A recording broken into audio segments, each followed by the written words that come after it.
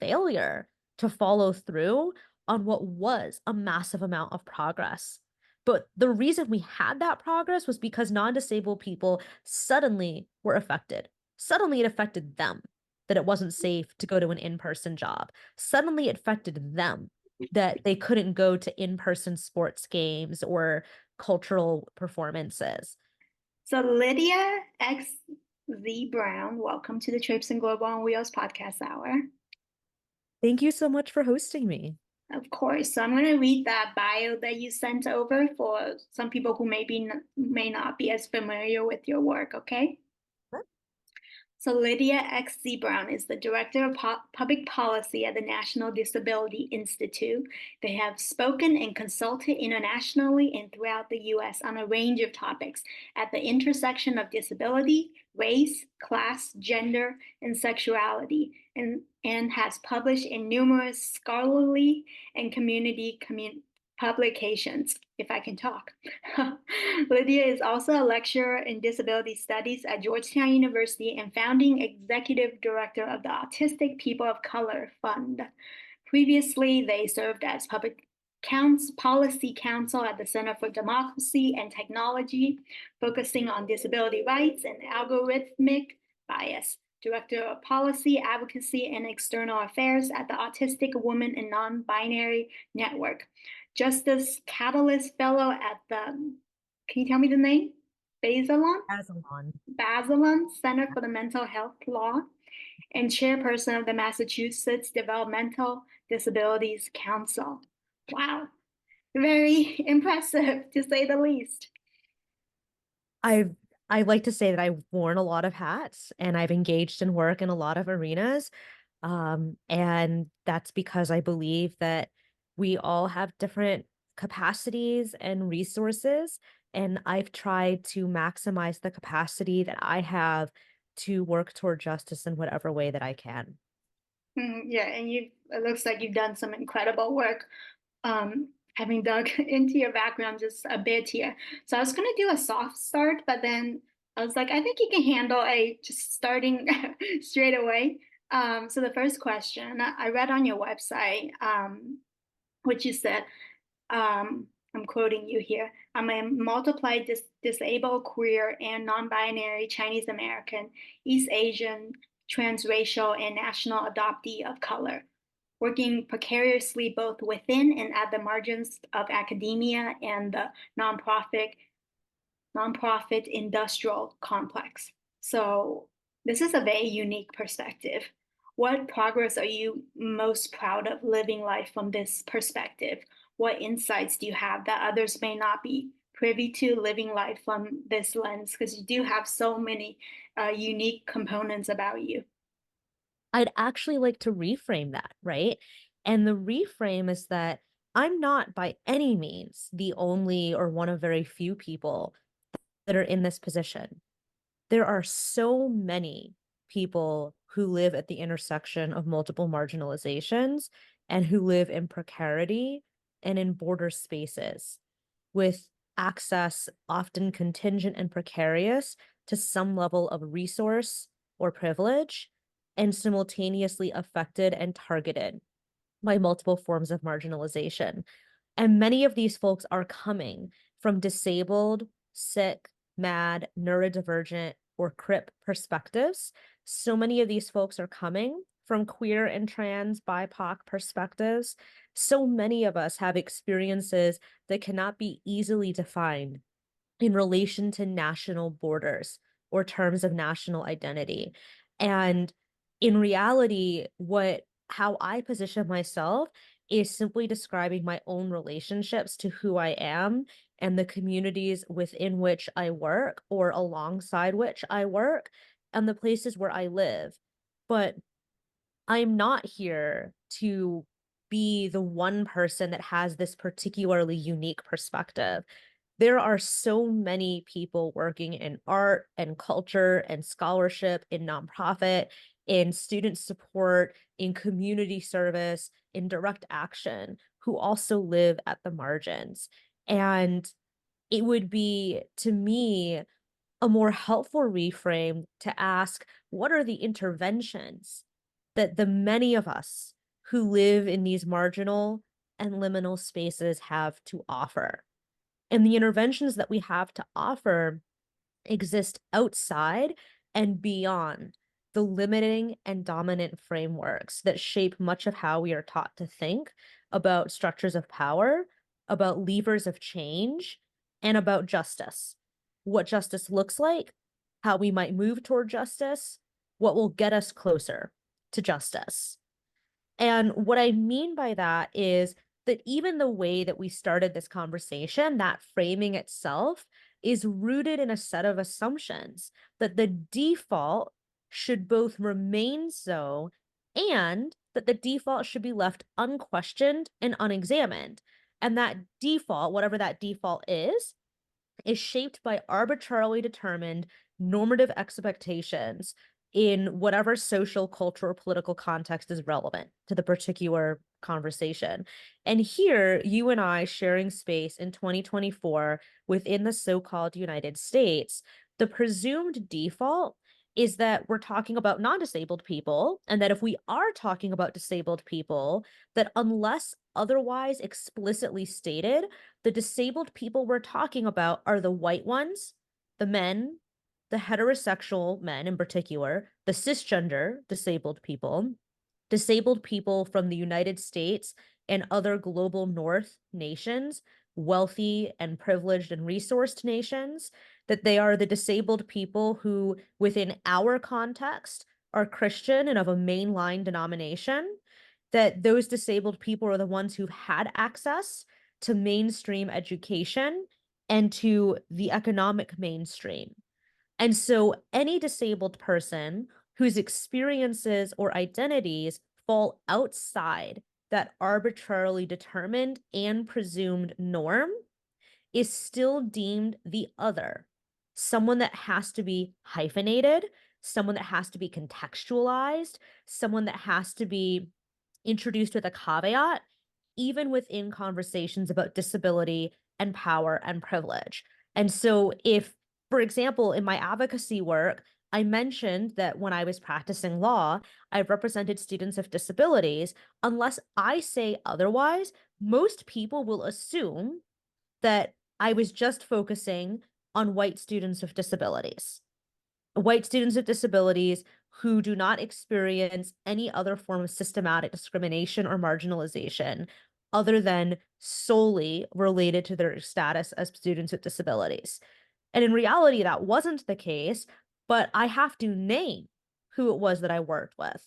So my reframe is also an invitation to all of us when we describe ourselves, we describe the communities we work in, we describe the issues that we work on, to name the communities, the identities, and the experiences, regardless of whether they are a marginal or marginalized identity or experience, or they are one that is currently privileged or given access to power and resources. So I will name if, for example, a project is working with people with disabilities who live in the global north. I will name if the project is working on people with disabilities, including men, non-binary people, and women, as well as naming if I am describing somebody who comes to their work as a trans person of color, a refugee, or an immigrant. I think it is important for us to name not just those experiences or identities that are marginal, and we should do that, if only to resist the impetus toward erasure and invisibility. But we should also name the experiences and identities that are imbued with power and privilege to avoid falling into the trap of reinforcing the belief that those identities should remain privileged and should still be assumed to be normative and default when they're not. Yeah, wow. You're such a powerful advocate.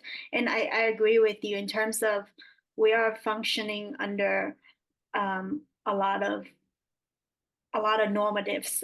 And the thing is, people with your living with the intersectionality of this or that, for you, it's disabled, queer, and Chinese American.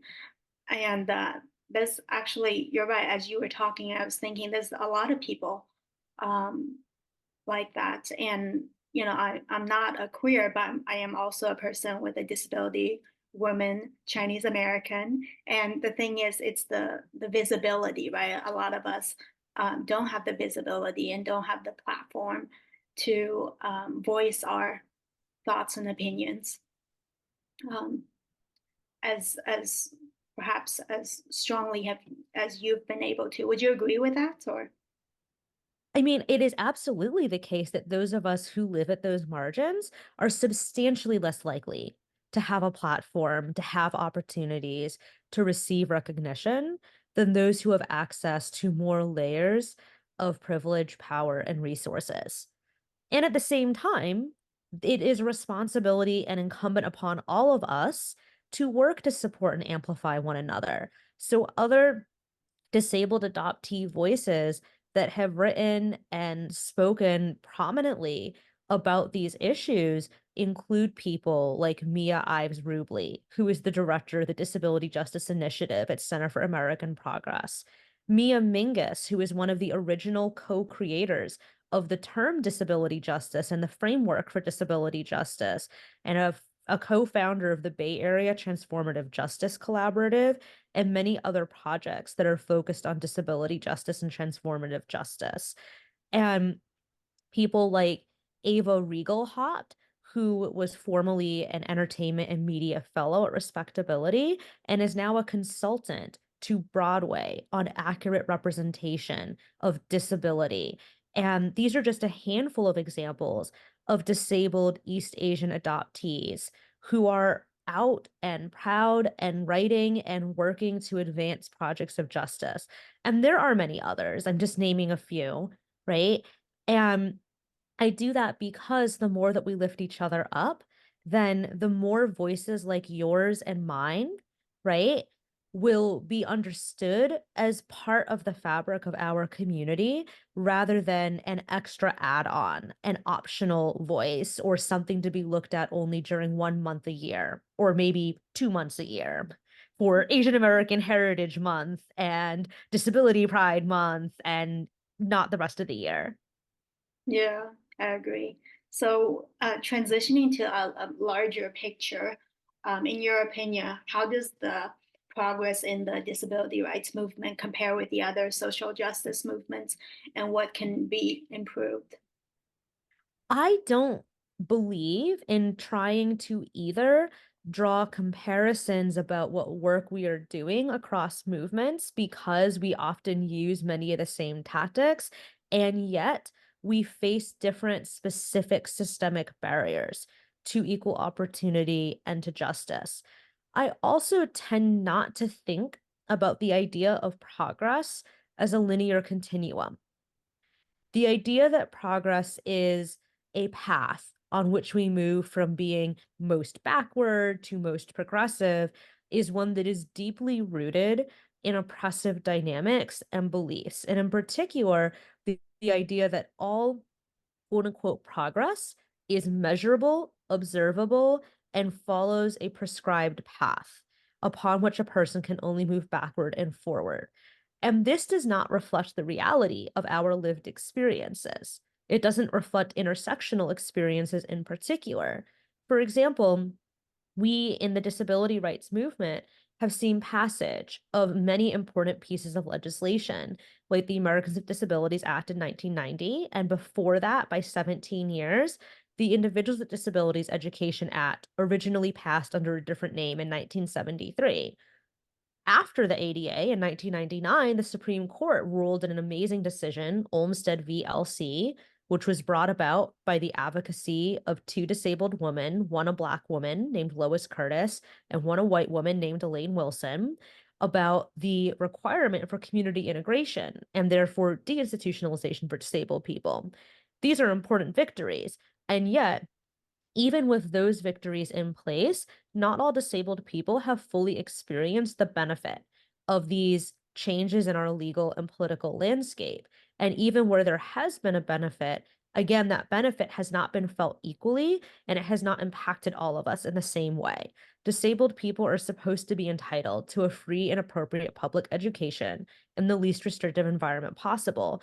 And yet, in both New York and in Georgia, there are entire school districts that are facing protracted litigation from disabled people, their family members, and advocates for continuing to legally create educational segregation on the basis of disability and largely on the basis of disability and race, which is unlawful and has been unlawful for decades, but it's still happening. And when we think about the Americans with Disabilities Act, it promises equal opportunity and non-discrimination in employment.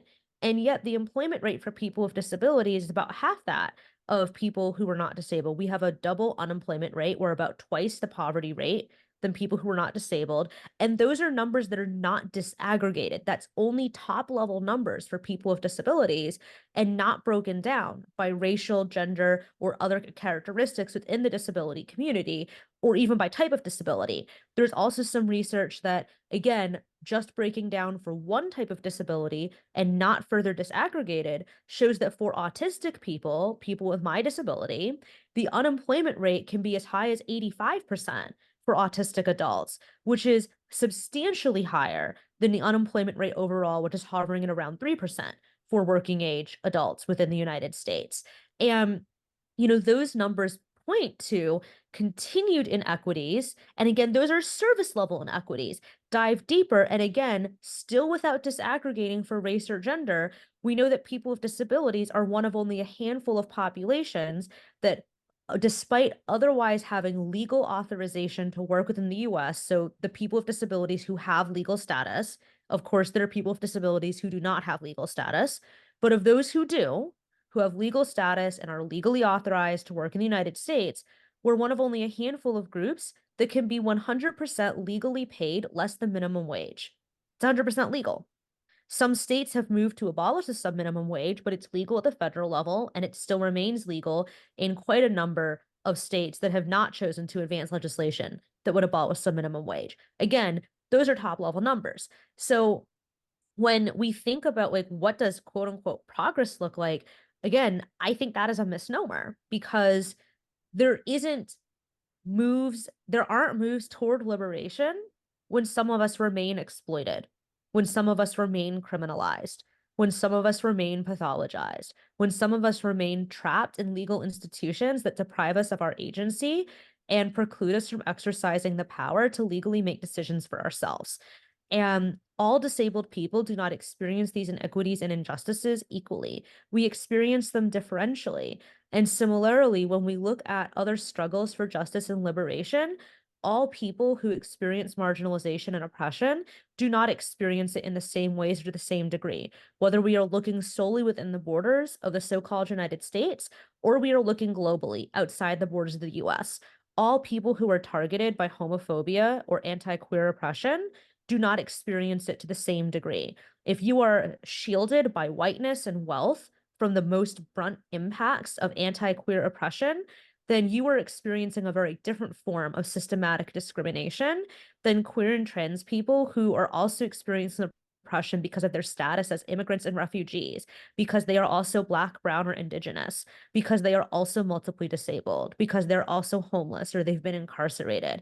There are just so many different layers of experience that impact how people are targeted by and harmed by oppression and injustice. And therefore, what moves that seek to increase justice, or at least increase the tools available to us to seek redress for harms, how those tools actually benefit which people within our communities. So, I would say that what we really need to focus on isn't so much where are we compared to some other community or some other movement, but rather where are the opportunities for all of our communities and movements to recognize the issues that affect each of us, that we can work in solidarity. So for example, on that subminimum wage example that I provided, two other categories of workers that can be legally paid subminimum wage include certain rural agricultural workers, many of whom are low-income people of color and maybe migrant workers who are legally authorized to work, and people who are incarcerated. If you are incarcerated, you're not entitled to be paid anything for forced labor that you have to perform while in jail or prison. And in several states, incarcerated workers are actually paid nothing at all. And in those states where the prison systems do pay incarcerated people, you're typically paid in amounts that sound like cents per hour. It's considered better to be incarcerated in federal prison because you might be paid a couple dollars per hour for your work, as opposed to cents per hour or nothing at all. And within the incarcerated population, we know that a substantial number have disabilities, depending on what study you're looking at and what definition of disability they're using, and whether they're looking at jails or prisons. That percentage is anywhere from 50 to 80% of incarcerated people have one or more disability.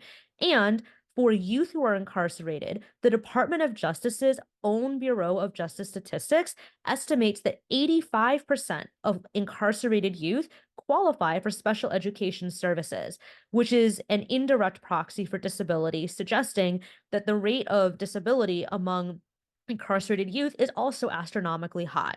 We also know about very well documented disparities in incarceration impacting poor people, people from Black and Brown communities, and LGBTQ people. So all that goes to say is that when we think about the issue of subminimum wage, as well as the issue of mass incarceration, these are issues that don't affect just one community. They affect many marginalized communities, especially people who are multiply marginalized. And it behooves us as people who are concerned with fighting for justice to work in solidarity and build alliances and relationships so that we can end injustices like mass incarceration and payment of subminimum wage.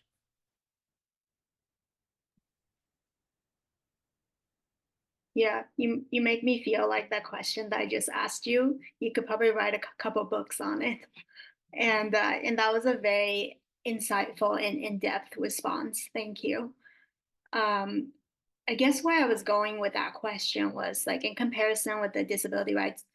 If you compare the disability rights movement to the LGBTQI or other the Black Lives Matter or other social justice movements, it seems like there's more visibility with the other movements, as well as mainstream media attention, whether it's movies or music or whatnot. But maybe you can pick this up with this next question, which is what progress in recent years are you most proud of in the disability rights movement? This is Lydia again. I consider my own work to be informed and rooted in the disability justice movement rather than in the disability rights movement. And that distinction is really critical because while I do work in disability rights spaces and I believe in the promise of the disability rights movement, the disability rights movement has remained largely dominated by white perspectives and other privileged perspectives. It also remains focused primarily on, and I think to our detriment, on seeing law and policy as our primary, if not sole, levers of change that are available to us, when in reality, law and policy can only get us so far. As I mentioned, we've passed a lot of fantastic laws around disability, and there's still a long way to go, of course. But despite the fact that we've passed these laws, disabled people continue to experience widespread housing, employment, healthcare, and other forms of discrimination. And some of that discrimination is in the form of outright violence, right? Like our people are dying. In the last few years, the progress that I would have described because we societally and collectively came together in the early days of the COVID-19 pandemic to vastly increase resources like economic policies to lift families out of poverty, like providing accessible telehealth services and social programming that can be done online with accommodations in place for communications access, like all things that disabled people have been asking for literally decades. And now we're seeing a complete vanishing of all of those resources. And this is something that innumerable disabled activists have been naming now for the last few years, as early as 2021. 1 year into the COVID-19 global pandemic, we were experiencing well-resourced institutions pulling back on making services and programs accessible and forcing protections for those who are the most vulnerable among us, largely sick and disabled people. And we're seeing a collective failure to follow through on what was a massive amount of progress. But the reason we had that progress was because non-disabled people suddenly were affected. Suddenly it affected them that it wasn't safe to go to an in-person job. Suddenly it affected them that they couldn't go to in-person sports games or cultural performances. But now that most of the non-disabled people want to move to what Leah Lakshmi Pyapshna Samara Singha calls the great forgetting, right? We're being left behind again, where in-person programming rarely, if ever, offers any support or precautions for those who are most vulnerable. And it is rarer and rarer to find hybrid access or virtual access for necessary services, as well as for the ability to just participate in society on an equal basis with others. And in the employment context, this is leading to more and more disabled people facing inaccessible environments. And so, if you ask, like, what have I seen that's positive? What I've seen as positive has come from us, ourselves. We as disabled people building and sustaining alternative networks. The work being done that Stacey Park Milburn and Dana Garza and Jay Salazar and others launched with the Disability Justice Culture Club in California, distributing personal protective equipment and information during wildfires that created great public health risks that were especially detrimental for disabled people, and continuing that through the COVID-19 pandemic. Disabled people building networks like the Health Justice Commons or Sins Invalids Crip Survival Network or the Partnership for Inclusive Disaster Strategies, that all are disabled-led projects that are providing resources, political education, helplines, advocacy, individually and systematically, because our communities know, as all marginalized people do, that we can't wait around for those of privilege and power to come and save us. Firstly, they won't. And secondly, whatever help they offer will always come with strings attached that are at the cost of our humanity, our dignity, and our long-term sustainability. Yeah. And I think there's definitely room for a lot of collaboration, as you know, I'm sure, with the experience of your professional career. And I think, especially with the medical system and given the recent pandemic, I don't know about in your circle, but just it feels like in my circle, a lot of people with disabilities in recent years have had medical emergencies and have passed away at such a young age. And there's a crisis there that needs to be addressed.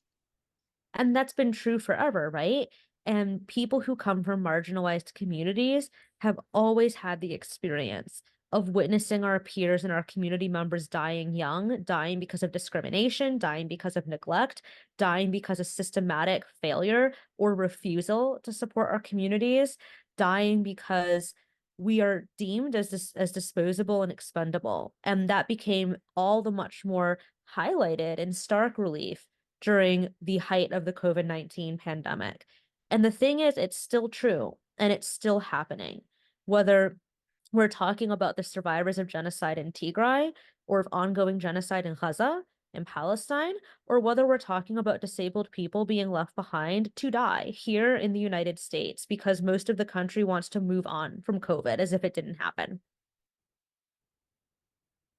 Yeah, such heavy issues. So the next question picks up from this, which is when you do feel discouraged or overwhelmed by these massive issues out there that's impeding progress, what what gives you hope? My hope comes from our community. My hope comes from queer and trans disabled people of color who are building networks of peer support. My hope comes from networks of disabled activists who are building alternatives to calling the police. My hope comes from work being done in radical Jewish and Muslim and Christian and secular and pagan spaces that is about creating post-caste, anti-caste, anti-patriarchal, anti-racist, anti-sexist, anti-colonial organizing and movement building. My hope comes from urgent advocacy being done by disabled Native and Indigenous people working on land back and sovereignty, as issues of disability justice. My hope comes from disabled people who every day are resisting from bed, engaging in practices that Ronak Kapadia and Akami Nishida are talking about as bed activism, whether that's from home or from behind institutional walls. My hope comes from our people taking care of each other because at the end of the day, that's all we've got. Yeah, nothing stronger than, advocating for ourselves and supporting each other, one another. So, speaking of growing the next generation of leaders, though, and by the way, the next few questions are inspired by, I don't know if you've heard of the book Tribe of Mentors by um, Tim Ferriss, but I'm reading that book right now, and he asks 12 questions. It's based on like the types of questions that he has asked people. So one of that format I'm using with you is, what advice would you give to a um, smart, driven college student about to enter the real world and wanting to make a ripple in the disability justice movement, both domestically or internationally? What advice should they ignore? Should they ignore? Yeah, both. What advice do you have for them, and what advice have you heard that were just not so great that should be ignored? Ah, got it. Sorry, I was like parsing that question as you asked it. The advice that I give is your existence is already a powerful act of resistance, of visibility, and of hope.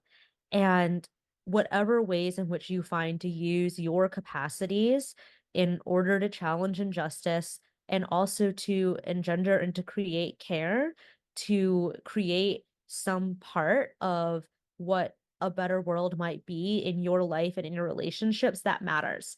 And advice that I would tell you to ignore are people who tell you that there is only one way to be involved in activism or advocacy. Like, there are things that I think should be hard and bright lines, collaborating with open eugenicists, for example, becoming a cop. I don't think that those are ways that are ever going to get us toward liberation, and they are antithetical to that project.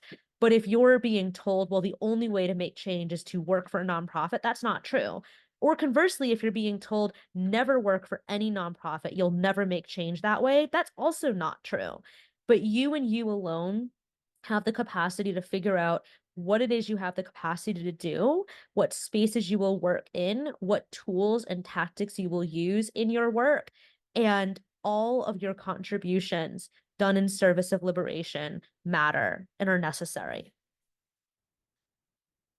Yes, very well said. Thank you. And then, what is one of the best or most worthwhile investments you've ever made in the disability justice movement? I can't describe what I think has been the most impactful for others, because you would have to ask other people what they found most important out of work that I've done. But the one thing that I can say that I'm really proud of having worked on for the last few years, I'm proud of many things, but one that I always come back to is my work in founding the Autistic People of Color Fund, which I founded now um 5.5 years ago in 2018. I had to think about that. It's 5.5 years. And we are a group that is led entirely by disabled people of color, representing a wide swath of specific identities and experiences. And our mission is twofold: to advance economic justice and reparative or distributive justice within the autistic BIPOC community through direct microgrants straight back to autistic people of color, and to advance economic justice and reparative justice for our communities through focus on systemic change, through cultural work, through community and relationship building. And I am very proud of the work that we have done in now returning over $250,000 of microgrants back to directly impacted community members, and building out a program where we work in the realms of community organizing, in policy and advocacy, and in microgrant giving to advance our work. Wow, that's awesome. Yeah, I've heard microgrants have been effective in a number of different sectors, huh? In a number of different spaces. For us, we see people use the microgrants for everything from paying for the cost of therapy sessions to buying a job interview outfit to escaping an abuser's house to paying for art supplies or having a weekend getaway or getting access to a communication device or paying for a medical bill for a service animal or keeping their lights on and everything in between. Yeah. So we're about to wrap up here, but one of the last questions is how can people with disabilities, and I know you've touched upon it throughout several different questions, but how can people with disabilities themselves better advocate for themselves in this day and age? This is a highly individual question. And in the time that we have, there's not going to be enough time to fully address those nuances. But what I will say is this: your advocacy is always going to be affected both by who you are and how other people perceive you. And the relationships that you have, as well as where power is located in a particular situation, will also always be relevant factors. So, a disabled person that is trying to advocate for themselves with a romantic partner is in a very different position than one that is trying to advocate for themselves against a court imposed guardian.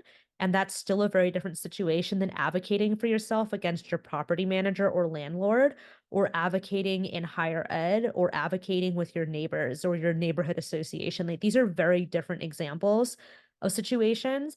And it's also very different to advocate for yourself as a disabled person than to be advocating for someone else in your community who is disabled or advocating on an issue from a systematic perspective. But there are some fantastic resources available in learning about different strategies for this, including from the Autistic Self-Advocacy Network, the Self-Advocacy Resource and Technical Assistance Center, from programs and organizations like the Fireweed Collective and its predecessor, the Icarus Project Archive, from Project Let's, for example. These are just a handful of places where you might be able to find some resources that can help you in shaping your advocacy strategies. And just two others that also have some great material available.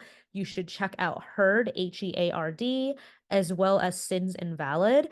And there are a lot of webinar programs that have been archived from the Autistic Women and Nonbinary Network that I've also helped to produce and put together that also contain a lot of valuable information and insights for many disabled advocates and leaders.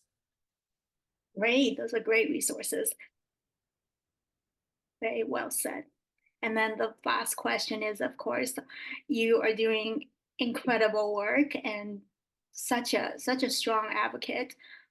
Where can people follow you on social media, and how can they find you to partner with you on work on your incredible work? My homepage is lydiaxzbrown.com, all one word. And that's the best place to find me. Okay, awesome. I did not expect that to be so succinct, but thank you so much. You provided so much depth to each of the questions. I feel like we could have just focused on one of the questions and just talked the whole 40 minutes on it. But I do apologize for making you fly through each question. You're good. Last thing, if you want to donate to the Autistic People of Color Fund, you can do it on the website autismandrace.com. Awesome. Awesome. Okay, I think that's a wrap. Thank you so much, Lydia. I had so much fun talking to you. And yeah, I think that's a wrap. So enjoy your next meeting and thank you so much for your time. You too. All All right. right. Bye. Bye bye.